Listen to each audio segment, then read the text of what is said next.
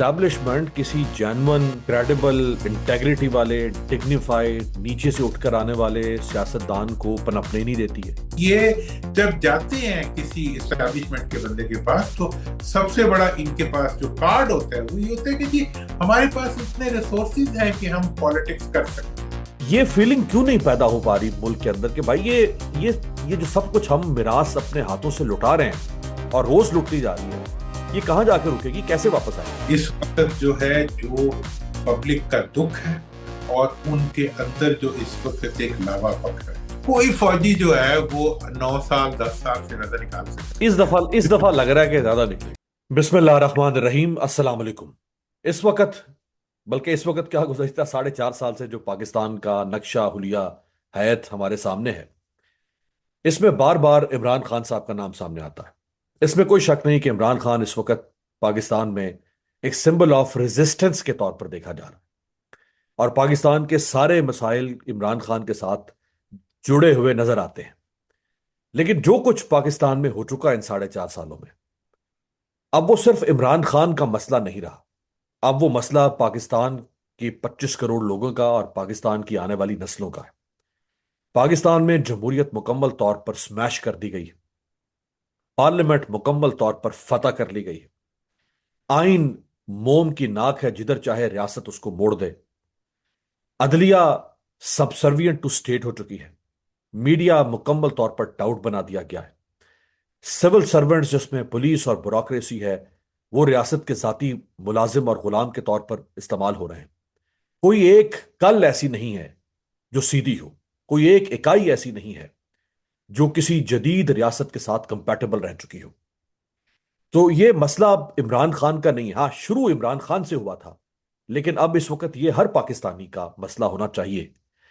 क्यों नहीं एक हमा जहत मुल्कगीर आ, तहरीक या जिद्दोजहद पाकिस्तान को बचाने के लिए शुरू हो पा रही है। हमारे साथ मौजूद हैं पाकिस्तान के साबिक वफाकी वजीर इत्तलात सेनेटर जनाब मोहम्मद अली दुरानी साहब। बहुत बहुत शुक्रिया आपका दुरानी साहब। ये जो मैंने कहा, क्या ये कहना गलत तो नहीं होगा कि इसमें कोई शक नहीं कि इस वक्त इमरान खान एक बहुत जाइजेंटिक फिगर के तौर पर सियासत में खड़ा है। लेकिन ये जितने मसाइल हैं, ये इमरान खान का कोई पेटेंट राइट नहीं है इनके ऊपर। ये मसला पाकिस्तान हर उस शख्स का है जिसका पाकिस्तान की रियासत के साथ सोशल कॉन्ट्रैक्ट है, वो चाहे पीटीआई से है चाहे किसी और जमात से है। ये फीलिंग क्यों नहीं पैदा हो पा रही मुल्क के अंदर कि भाई ये जो सब कुछ हम मिरास अपने हाथों से लुटा रहे हैं और रोज लुटती जा रही है, ये कहां जाके रुकेगी, कैसे वापस आएगी? बिस्मिल्लाहिर्रहमानिर्रहीम। अमीर, जब भी बातचीत शुरू होती है ना सियासत के ऊपर और सियासी प्रॉब्लम्स के ऊपर, तो डिस्कशन चली जाती है पॉलिटिकल पार्टीज और एस्टैब्लिशमेंट के दरमियान कि ये जिम्मेदार हैं या ये जिम्मेदार है। कुछ लोग कहते हैं वो जिम्मेदार है, कुछ लोग कहते हैं ये जिम्मेदार है। अब मेरा इसके बारे में, शुरू से आप मेरी ओपिनियन को जानते हैं, मेरा एक डिफरेंट ओपिनियन है। मैं समझता हूं कि सबसे पहला इसका जिम्मेदार सियासतदान, उसके बाद कोई भी और हो सकता है। उसको जितना आप सजावार दोषी ठहराना चाहें आप ठहरा सकते हैं। और ये आज से नहीं है, क्योंकि मैंने 47 से लेके आज तक की जितनी पॉलिटिकल हिस्ट्री है आपकी, जो इसकी कॉन्स्टिट्यूशनल हिस्ट्री है, मैंने उसको बहुत इन डेप्थ स्टडी करने के बाद मैं ये बात कह रहा हूं कि कोई ऐसा इक़्तिदार नहीं है जो किसी को गले में फंदा डाल के आप इक़्तिदार से उसको टांग सकते हैं। मतलब आपको ये कहे कि जी इस वक्त शहबाज शरीफ साहब के सर पे गोली रख के उनको वजीर आजम रखा हुआ है, ये बात तो सही नहीं। ना ही ये बात जो है पिछली इमरान खान साहब के बारे में भी ये बात नहीं कही जा सकती कि जी 2018 में जबरदस्ती उनको जो है वजीर आजम बना दिया गया था। 2013 में जो है मियाँ साहब को जो है बजोर शमशीर जो है उनको मतलब जबर करके, भाई नहीं, एवरीबडी आस्क्ड फॉर इट। और बल्कि मेरा तो ये थीसिस है कि पाकिस्तान के सियासतदान बड़ी लंबी प्लानिंग करके 71 के बाद से 73 से कॉन्स्टिट्यूशन बनने के बाद से दो खानदानों ने बहुत प्लानिंग के साथ अगर थोड़े अरसे के लिए बाहर हुए भी हैं तो अपने दूसरे ये जो मतलब मुशर्रफ साहब के जमाने में ये दोनों पार्टियां इक़्तिदार से बाहर थी। मैंने खुद देखा कि इन्होंने अमेरिका के जरिए जितना प्रेशर डलवाया और डिफरेंट लोगों के जरिए कि जी हमारे से वो एनआरओ किया जाए, और एनआरओ करने के बाद ये वापस आ गए, और फिर वही हुआ जो एनआरओ करने वालों का आपने देख लिया कि उनको गद्दार बना दिया, और ये हुक्मरान बनेंगे और आज तक हुक्मरान चले आ रहे हैं। लिहाजा जो इस वक्त पाकिस्तान का डायलेमा है वो ये है कि ये सियासतदान ना तो अपनी गद्दी छोड़ते हैं सियासत की, और ना अपनी दो नंबरी छोड़ते हैं, ना ये अपना अख्तियार छोड़ते हैं, और ना ये आवाम को कुछ देने पे तैयार होते हैं। दुनिया में बहुत सी मैंने लोगों को देखा है जो डिक्टेटोरियल गवर्नमेंट्स भी बनाते हैं, वो भी इतना हया करते हैं कि चलो अब हमने इख्तियार पे तो कब्जा कर लिया है, अब हम गवर्नेंस के जरिए उसको पे बैक कर दें, ये वो भी कोशिश नहीं करते। अब आप देख जैसे लें। तैसे चलें, आप अगर आ ही गए हैं पावर में तो आप पे बैक हाँ, तो करें, आप काम तो करें। पे बैक तो करें ना।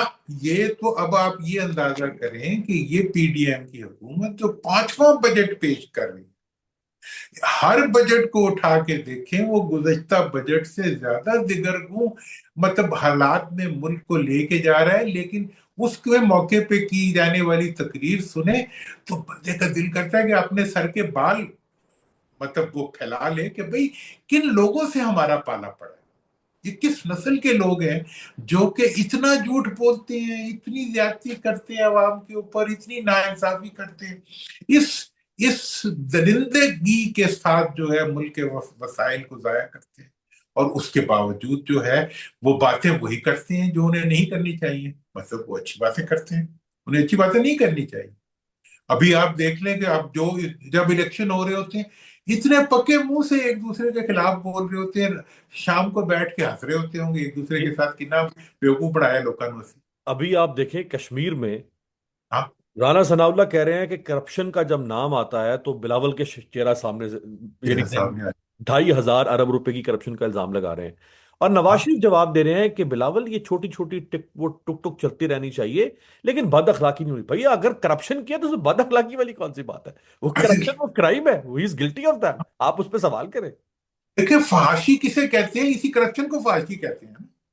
आह, मतलब ये इससे बड़ी कोई फौज बात हो सकती है कि जिस तरह आप खुले। अब आप देख लें कि इस वक्त तेल के मामले के ऊपर जिस तरीके से पाकिस्तान के अवाम को लूटा और भंगोड़ा जा रहा है, मतलब घंटे से घंटे के ऊपर जो है ये तेल की प्राइसेस अल्टर कर रहे हैं, नहीं बता रहे लेवी कितनी है, नहीं बता रहे पर प्राइस कितनी बड़ी है, नहीं बता रहे कि ऑयल कंपनीज ने कितना कमाया, नहीं बता रहे कि हुकूमत ने कितना बचाया है। बल्कि ये है कि एक और अब तो मुझे एक और बड़ी अजीब बात होती है कि जो नई जनरेशन इन्होंने पढ़ी लिखी लाए हैं बाहर से पढ़ा के अपने बच्चों को, वो उनसे भी नहीं गुजरे हैं। मतलब वो अंग्रेजी में झूठ बोलने की कोशिश करते हैं।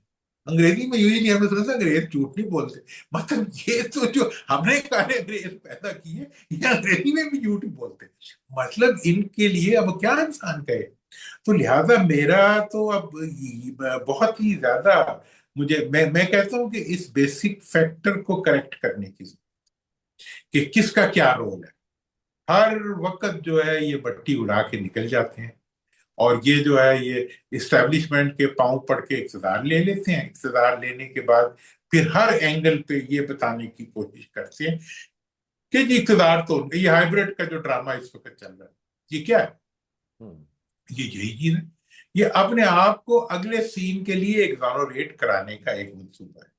और मतलब कहाँ इन मतलब ये मतलब 40-40 50-50 60 साल साल की सियासी मतलब शरारतों में से निकले हुए बाबों का मुकाबला बेचारा एक फौजी कहाँ कर सकता है।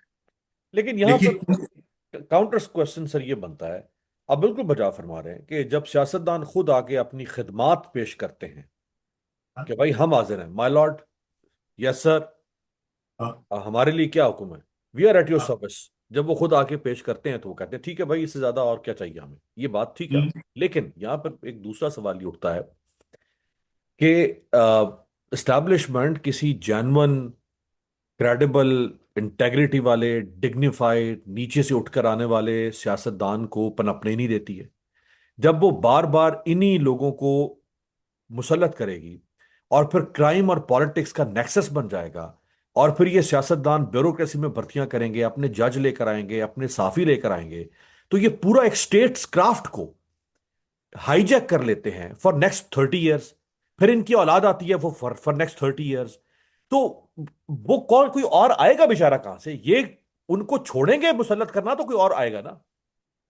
دیکھیں، اب یہاں پہ آپ چھوٹی سی چیز پہ سلپ ہو جاتے ہوں. ہیں، مسلط کرنا چھوڑیں گے.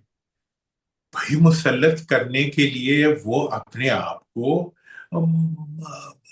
پروف کرتے ہیں کہ جی ہم ہی دیکھیں. فوجی کا ایک اور پرابلم آپ سمجھ لیں، میں یہ سمجھا، لوگ سمجھتے ہیں کہ جی میں ان کے لیے یہ کہہ رہا ہوں، میں اپنے دکھ کے لیے یہ کہہ رہا ہوتا ہوں، ورنہ میں ان سے کیا آج یہ لوگ تو انہی سے لے رہے ہیں، ہم بھی کچھ لے سکتے تھے، ان سے نہیں لیتے. وجہ اس کی یہ ہے کہ ان کا ایک کمزوری ہوتی ہے، وہ نیشنل انٹرسٹ جو ہوتا ہے وہ فوجی کی گٹی میں ڈلا ہوتا ہے. یہ جب جاتے ہیں تو یہ کہتے ہیں کہ سر دیکھیں ہم تو سکسیسفل لوگ ہیں، ہم نے یہ ہماری اچیومنٹس ہیں، اور جو الیکٹیبلٹی ہے وہ ہمارے ہاتھ میں ہے. اب جب میں آپ کو یہ بتا رہا ہوں کہ جب یہ این آر او کرنا تھا، امریکہ نے کروانا تھا ان دونوں سے، پیپلز پارٹی اور نون سے، جس کے نتیجے میں، اور مشرف صاحب کو ہم نے یہ بات بتا دی تھی کہ ایسا ہی ہوگا، انہوں نے این آر او کروایا. اس وقت انہیں یہ بتایا گیا کہ جی اگر آپ ان دونوں میں سے کسی کے ساتھ یا ان کے ساتھ ریکنسائل نہیں کریں گے تو اگلے الیکشن میں جو ہے یہ جیت جائیں گے اور آپ کے لوگ ہار جائیں گے. ٹھیک ہے جی، لہذا بڑا ضروری ہے کہ ملک کے مفاد میں ان کے ساتھ ریکنسائل کیا جائے. اور اس ریکنسیلیشن میں کیا ہوا وہ آپ میرے سے زیادہ جانتے ہیں، کہ صرف اور صرف چوریوں کو پیٹنج ملی، چوروں کو پیٹنج ملی. این آر اور او وہ ہوا اور آج 8,000 سے زائد مقدمات ختم کیے گئے. اور آج بھی جو ہے، اور مشرف صاحب کو کیا ملا یہ سب کچھ کرنے کے بعد؟ غزالی کا مقدمہ. ہوں. یہی چلا آ رہا ہے 1971 سے، یہی ایک پروسیس چلا آ رہا ہے، ہر دفعہ چکر کھاتے ہیں. اور چونکہ یہ ہے ہی چکری، تو اب اس چیز کے اوپر پہلے ہماری دانش کو بالکل کلیئر ہونا پڑے گا کہ یہ معصوم نہیں ہے. جو اپنے گلے میں ظاہری توق پہن کے غلامی کا جو بادشاہ بن کے آ جاتے ہیں، حقیقت میں یہ توق نہیں ہے، یہ دھوکہ ہے جو عوام کو دیتے ہیں. اور یہ خود ڈیزائن کرتے ہیں، جن کو یہ جو ان کے ماتحت ہوتے ہیں انہیں یہ اپنے لیے استعمال کرتے ہیں. پہلے اقتدار میں آنے کے لیے ان کو استعمال کرتے ہیں، پھر اقتدار میں آنے کے بعد ملبہ ڈالنے کے لیے ان کو استعمال کرتے ہیں، عوام کی آنکھوں میں مٹی جھونکنے کے لیے ان کو استعمال کرتے ہیں. اب میں تو پورے ملک کی جتنی بھی دانشور ہیں جو ان ایشوز پہ صحیح رائے رکھتے ہیں اور سچے ڈیموکریٹس ہیں بہت سے آپ کی طرح کے بارے، لیکن اس جگہ پہ آ کے ہر کوئی دھوکہ کھا جاتا ہے ان سے کہ یہ صحیح ہے یا وہ صحیح ہے. یہ مقابلہ ہی نہیں ہے، یہ گندم اور جو کا مقابلہ ہے. وہی گندم گندم ہے، وہ جو جو ہے، ان کی نوکری اپنی ہے، ان کی نوکری اپنی ہے. یہ اگر اپنی نوکری کے لیے انہیں استعمال کر رہے ہیں تو ان کی سائنس ہے. اقتدار میں تو یہی آتے ہیں نا، کانسٹیٹیوشن تو انہی کو اختیار دیتا ہے. جن کو یہ استعمال کرتے ہیں وہ بہت خراب ہوں گے، غلط ہوں گے، لیکن ان کی وجہ سے ہیں جو کچھ ہے. تو اس لیے یہ بات جو ہے، اب یہ چیز جتنی جتنی پبلک کو کلیئر ہو. اور میں اب آپ کو بتا دوں کہ اب وہ وقت آ گیا ہے. دیکھیں کیا کیا انہوں نے میڈیا کے ساتھ، کہ میڈیا جب الیکٹرانک میڈیا مشرف صاحب نے آزاد کیا تھا نا، اس کے بعد جب اس کا بوم بنا، جب اس کی ایک امپیکٹ آیا سوسائٹی کے اوپر، تو ہمارے جتنے پرومیننٹ لوگ تھے ان کو انہوں نے مطلب نیوز پرسن سے ان کو انہوں نے سٹوری ٹیلرز بنا دیا، ہوں. ان کو انہوں نے داستان گو بنا دیا، انہوں نے اپنا مخبر بنا دیا، انہوں نے اپنا انفارمر بنا دیا. اور آج یہ حال ہے کہ مطلب ان کے لیے بھی ان کا بھی وہی مقام ہو گیا کہ وہ جو ہے وہ بات ادھر کر رہے ہوتے ہیں اور دیکھ پیچھے رہے ہوتے ہیں کہ پیچھے سے ہمیں کوئی مطلب اشارہ مل جائے، کوئی تائید مل جائے، کوئی حمایت مل جائے. اور پھر یہ ہے کہ ان کی بات کرنے کا انداز تک جو ہے وہ حقیقی نہیں رہا.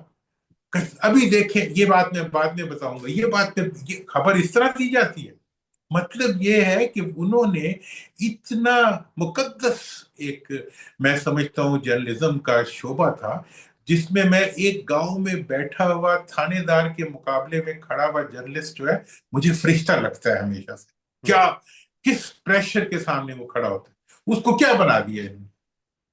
وہ انڈین فلموں میں اکثر گاندھی کا بندر بنا دیا. مطلب سارے کے سارے معاشرے کو ریکٹیفائی کرنے والے ایلیمنٹس تھے ان سیاستدانوں نے ساروں کو جو ہے. اور اس وقت آپ دیکھ لیں کہ مطلب 18 چینل چل رہے ہوتے ہیں، ایک بندر آ کے بیٹھا ہوتا ہے، 18 کے 18 اسی کو دکھا رہے ہوتے ہیں. کیا کریں گے چینلز تو ان اب کی سوشل کریڈیبلٹی میڈیا نہیں ہے. ہے. آپ تو خود وزیر اطلاعات رہے ہیں، اس عہدے پر ہیں آپ. اس وقت تو چینلز کی کوئی کریڈیبلٹی نہیں ہے ان پہ، تو لوگ بات کر کے وہ تو تھو تھو کر رہے ہیں. انہیں ٹکر بھی انہیں ملتے ہیں، خبر بھی انہیں ملتی ہے، وہ ہر چیز وہی چلاتے ہیں جو انہیں ملتی ہے. تو اس لیے اب بات آ گئی ہے سوشل میڈیا کے پاس، وہ بھی ایک غنیمت ہے. یہ بھی دیکھیں، ٹیکنالوجی جو ہے وہ اللہ تعالیٰ کی مہربانی ہوتی ہے ہمیشہ سے. ٹیکنالوجی کا ایڈوانسمنٹ جو ہے وہ تو انسان کی بہتری کے لیے ہوتی ہے نا. تو وہی ٹیکنالوجی نے آج ہمیں اس قابل چھوڑا ہوا ہے کہ میں آپ سے بات کر رہا ہوں. ٹھیک ہے جی. اور یہ بات جو ہے 400 500 1000 2000 5000 لوگوں تک پہنچ بھی جائے گی ہوپ فلی. تو یہ ایک غنیمت ہے. لیکن اس غنیمت میں دنیا میں لوگ کیا کیا فائدے اٹھا رہے ہیں، انڈیا والے کیا فائدہ اسے اٹھا رہے ہیں، امریکہ والے کیا فائدہ اٹھا رہے ہیں، دوسرے ملکوں والے کیا فائدہ اٹھا رہے ہیں، ہم کتنا اٹھا پائیں گے، یہ ہم نے دیکھنا ہے. لیکن میں یہ سمجھتا ہوں کہ اس وقت عوام کو حقیقت سے آگاہی، ہوں اس میں کوئی مفر نہ دیں سیاست کے نام پہ، جمہوریت کے نام پہ، جمہوریت کے ان دشمنوں جو کہ گھر کے بھیدی ڈھنکا ڈھا رہے ہیں، ڈنکا ڈھا رہے ہیں. مطلب یہ جو خود جمہوریت کے علم بردار ہیں، ہوں یہ جمہوریت کو نہ صرف تباہ کر رہے ہیں ہوں بلکہ اس کو ایکسپلائٹ کر رہی ہیں. پھر یہ جب جاتے ہیں کسی اسٹیبلشمنٹ کے بندے کے پاس، تو سب سے بڑا ان کے پاس جو کارڈ ہوتا ہے وہ یہ ہوتا ہے کہ جی ہمارے پاس اتنے ریسورسز ہیں کہ ہم پالیٹکس کر سکتے ہیں، ہمارے پاس اتنے ریسورسز ہیں کہ ہم پولیٹیکل پارٹیز کو چلا سکتے ہیں. یہ جو عام لوگ ہیں ان کے پاس تو کچھ ہے ہی نہیں، ہوں یہ کیسے پولیٹیکل پارٹی چلائیں گے؟ اور یہ ایسا کوئی نہیں ہے کہ جو ان سے پوچھے کہ تم یہ ظالم کو لائے کہاں سے ہو.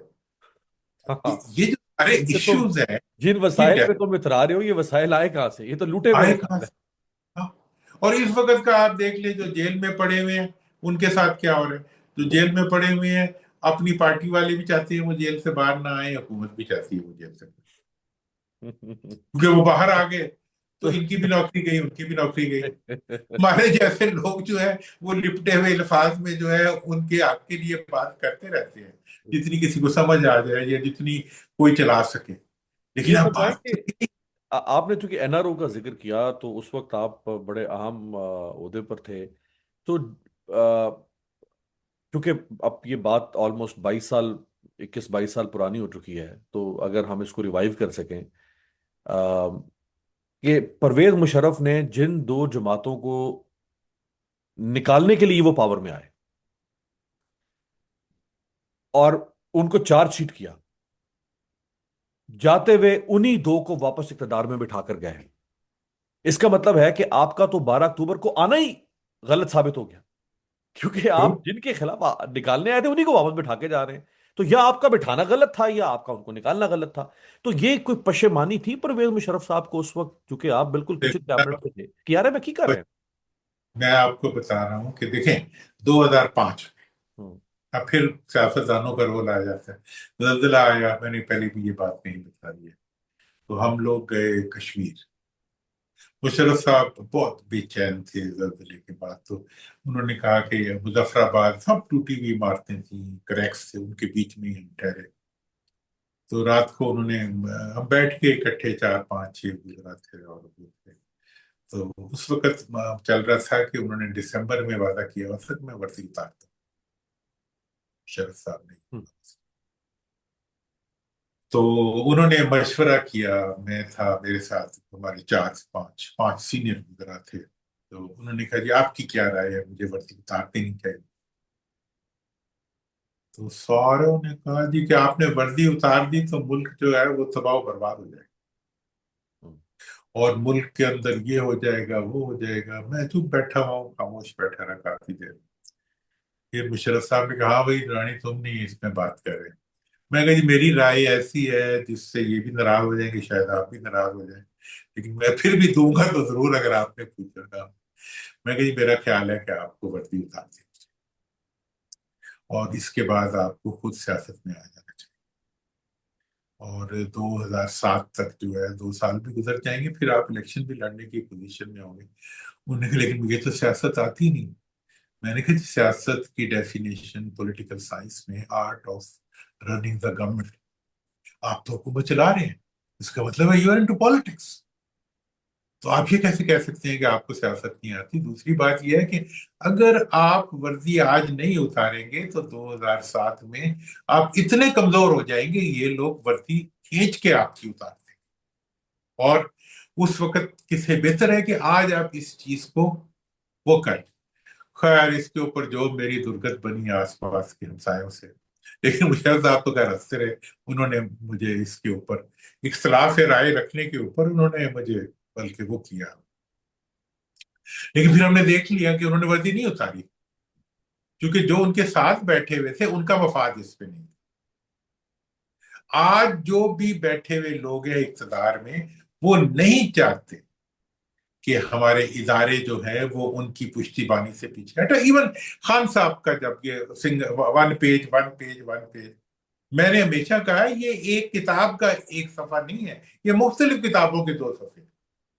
ہوں ون پیج بھی کیا ہوتا ہے ون پیج؟ تو اصل بات جو اس وقت پرابلم ہے ہماری وہ یہ ہے کہ ہم غرض کے اندر رہتے ہوئے ہم اپنے مفادات کو، یہ ایک لمحے کے لیے جو ہمارے سیاستدان ہیں یہ اپنا کام چھوڑتے ہی نہیں ہے۔ جس گھڑی آ کے ان کا ہاتھ لگتا ہے گھڑی کی اقتدار کی کلاک کے اوپر، اسی دن سے یہ جو ہے یہ اپنا کام شروع کر دیتے ہیں لوٹ مار کا، اور آخری دن تک کرتے ہیں۔ یہ فرمائے گا کہ کیا امریکہ نے دباؤ ڈالا تھا پرویز مشرف کو، اور کیا کوئی آرم ٹویسٹنگ کی تھی، کوئرسو میئرز یوز کیے تھے کہ ان دونوں کو واپس آنے دو اور ان کو سیاست کرنے دو یا الیکشن کرواؤ فری اینڈ فیئر؟ کیا مجبوری کیا بنی تھی پرویز مشرف صاحب کی، کیوں انہوں نے؟ مشرف صاحب کی یہ بنی تھی کہ ان کے آس پاس جو لوگ تھے ان کو بھی انفلوئنس کر لیا گیا تھا، ان کو ڈائریکٹ بھی یہ میسیجز دے دیے گئے تھے، ٹھیک ہے نا جی۔ بی بی نے تو یہ کیا تھا کہ مطلب پیپلز پارٹی نے تو جب انہوں نے آپس میں وہ کیا تھا ممبر جو لندن میں جو انہوں نے چارٹر آف ڈیموکریسی کیا تھا، اس کے چند دنوں بعد ہی تو وہ آ گئی تھی مشرف صاحب کے پاس، تو بھائی ان کی ملاقات ہو گئی تھی، اور اس کے بعد پھر میاں صاحب آ کے عدالت میں کھڑے ہو گئے تھے۔ مطلب یہ ہے کہ یہ دونوں جو پارٹیاں تھیں انہوں نے اس این آر او کے لیے ماحول بنانا شروع کر دیا تھا، اور دوسری طرف مشرف صاحب کو یہ ڈرانا شروع کر دیا تھا کہ یہ جو آپ کا اس وقت کی ٹیم ہے یہ الیکشن نہیں جیت سکتی، جیت تو کبھی بھی نہیں سکتی ہوتی، پچھلی دفعہ بھی جتایا بھی تھے انہوں بھی جتانے بھی نہیں۔ یہ انہوں نے تاثر دے کے انہیں اس چیز پہ مجبور کیا کہ وہ ان کے ساتھ سب سے پہلے مجھے ایک دن صبح صبح فون آ گیا، میں نے اس دن کوئی سخت بات کی کرپشن کے اوپر پیپلز پارٹی کی اور اس ریفرنس، تو مجھے فون آ گیا کہ آپ بہت سخت بات نہیں کر رہے۔ میں نے کہا جی میں تو جب سے حکومت میں آیا ہوں ایسی باتیں کر رہا ہوں، ٹھیک ہے نا جی، میں تو اسی لیے میں کر بھی رہا ہوں۔ تو خیر نہیں، ذرا مطلب خیال رکھے، میں چپ کر، مجھے سمجھ آ گئی تھی۔ مطلب یہ ہے کہ جب آپ اپنے بنیاد سے ہٹنا شروع ہو، ہوں اس وقت بھی ہمارا یہی ایشو ہے کہ ہمارا جو مطلب پورا سسٹم ہے ہوں وہ اس وقت آ، حکومت کا پورا نظام جو ہے وہ اس وقت اسٹیبلشمنٹ کو لے اور کرنے کے لیے کام کر رہا ہے، ہوں اور انہوں نے امینڈمنٹس کیے ہیں، ان کے ذریعے انہوں نے جو طاقت حاصل کی ہے وہ طاقت حقیقت میں انہوں نے اپنی طاقت بنائی، ہوں اور آج جب کہ یہ اسٹیبلشمنٹ کو کچھ ڈلیور نہیں کر پا رہے تو یہ انہیں بار بار ایک طرف سے میسج بھی دلواتے ہیں، ایک طرف سے آنکھ بھی دکھاتے ہیں ہوں کہ جی اگر ہم نہیں ہوں گے تو پھر کون ہوگا۔ کون ہو صحیح؟ اچھا، آخر میں سر یہ فرمائے گا کہ پرویز مشرف صاحب جب وردی میں تھے اور کچھ عرصے بعد وہ وردی اتارنے والے تھے، تو وردی میں رہتے ہوئے ہی ان کا اپنا ادارہ، ان کی اپنی اسٹیبلشمنٹ ان کو چھوڑ چکی تھی، یا وردی اتارنے کے بعد ان کے ادارے اور اسٹیبلشمنٹ نے ان کو چھوڑا؟ دیکھیں جناب، وردی جب جب کہتے ہیں جب بوجھ، میں نے تو شروع میں ہی کہا تھا جب یہ نئے الیکشن ہوئے تھے 2024 کے، پتہ نہیں میں نے یہ بات کہا تھا، میں نے کہا یہ جو ڈیڈ ویٹ آیا کرتا ہے نا ان الیکٹڈ، ये थोड़े अरसे बाद कंधे इससे थक जाएगा, तो फिर या ये कंधे इसको उतार दिया करते हैं या कंधे ये कंधों को उतार दिया करते हैं। तो उस वक्त मुशर्रफ साहब जो थे, और ये बात आपको मैंने बताया, मैंने 2005 में उन्हें कही थी। मेरा, मैं कोई वो तो नहीं हूँ, मैं कोई वो नजूमी तो नहीं हूँ, चिड़िया तो मेरी कोई नहीं है। मैं तो 3-3 दफा एक चीज देख चुके हुए हैं। हमने हमने बचपन में देखा क्या हुआ उसके साथ, ज़िया-उल हक के साथ, फिर हमने देखा क्या हुआ उससे पहले वालिद साहब सुनाते थे याया खान के साथ क्या हुआ, अयूब खान के साथ, हमने सारे देखे हुए। एक एक चीज, मतलब हमारा तो घर भी इनके बिल्कुल सामने था, भुट्टो साहब के घर के, तो बिल्कुल मतलब हम अंदर से चीजों को जानते थे। तो मैंने, मुझे पता था, क्या मैंने उन्हें 2005 में कह दिया था, वरना मैंने कहा कि ये आपकी वर्दी, आप कमजोर हो जाएंगे, खींच के उतार देंगे। हुआ भी है कि एक, अब और एक और बात बताओ, देखें आपके जितने सियासतदान हैं इस वक्त, तीनों दोनों खानदान, ये कितना, 73 से अब तक कितने साल हो गए? 73 से सर 30, और ये 53। 53 ईयर्स से ये खानदान चले आ रहे हैं हम्म। इक़्तिदार। अब अपने बच्चों को तैयार कर रहे हैं। कोई फौजी जो है वो 9 साल 10 साल से ज्यादा निकाल सके? इस दफा लग रहा है कि ज्यादा निकलेगा। तो अल्लाह करे निकल जाए ज्यादा, लेकिन मैं ये कह रहा हूं कि अभी तक की हिस्ट्री यही बताती है। हाँ। 10 साल 10 साल तकरीबात, 12 साल तकरीबात थे मुकिया का। हम्म। तो मतलब ये है कि ये तो टेक्निक है ना सियासतदानों की, हम्म। कि ये अपनी उम्र को तवालत भी देते हैं, अपने रिसोर्सिस को बढ़ाते भी हैं, और मेरी ताकत लेके मुझे डराते हैं, मेरे रंगों से शेर बना के खुद ही उससे मुझे खौफ दिलाते हैं। तो मतलब ये है कि ये इनकी साइंस है। अब हमारी तरह के चंद लोग जो है वो लगे रहेंगे, हम अपनी बात करते रहेंगे, ता वक्त कि ये बात कहीं पहुंचे। हाँ। लेकिन मुझे तो, अब मैं अब आपको ये बता दूं, मैं इनको भी यही बताना चाहता हूँ कि हर वक्त एक सा मौसम नहीं रहता, हालात एक से नहीं रहते। हम्म। इस वक्त जो है, जो पब्लिक का दुख है, और उन तक जो इंफॉर्मेशन की एक्सेस है, और उनके अंदर जो इस वक्त एक लावा पक रहा है, वो बहुत ही अलार्मिंग है, इस लिहाज से जिसको कि हमारी हुकूमत को, हमारे इदारों को, हमारे मुल्क से हमदर्दी रखने वालों को अंडरस्टैंड करना चाहिए। हम्म। लेकिन मैं नहीं समझता कि इस जुल्म और इस जुल्म की कैफियत को बहुत देर तक चलाया जाए। बहुत बहुत शुक्रिया मोहम्मद अली दुरानी साहब।